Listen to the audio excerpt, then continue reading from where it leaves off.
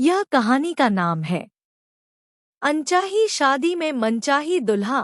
कहानी के नाम से आपको थोड़ा बहुत अंदाज तो हो गया होगा किस बारे में है यह कहानी। तो चलिए परिचय शुरू करते हैं।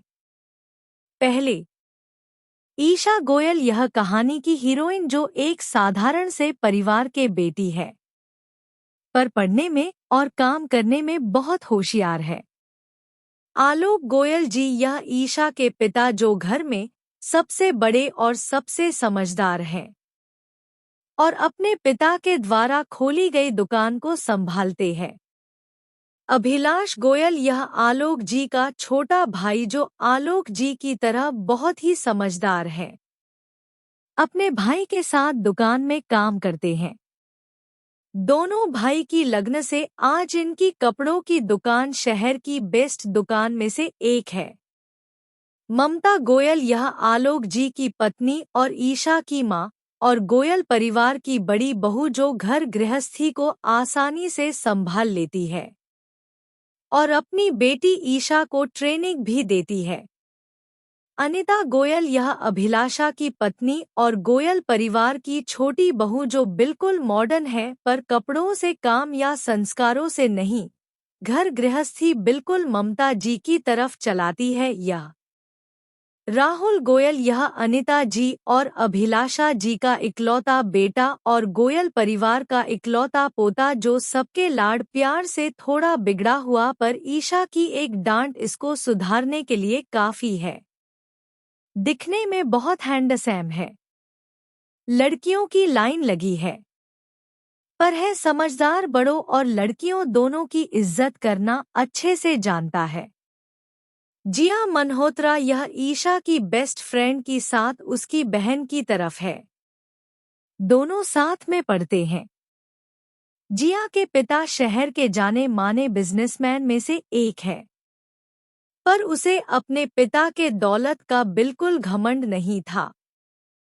सौरभ मल्होत्रा यह जिया की पिता और शहर के जाने माने कपड़ों के डिजाइनर बिजनेसमैन में एक है, करोड़ की दौलत है पर घमंड किसी चीज का नहीं और गोयल परिवार को अपना परिवार मानते हैं। रमा मल्होत्रा यह सौरभ जी की पत्नी और जिया की मां है जो हाउसवाइफ है और गुजराती परिवार की है। इनकी साड़ी सभी को अच्छी लगती है।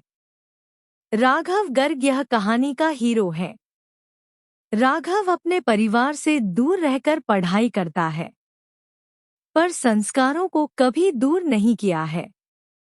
आशा गर्ग यह राघव की मां जो हाउसवाइफ होते हुए साथ में एनजीओ भी चलाती है।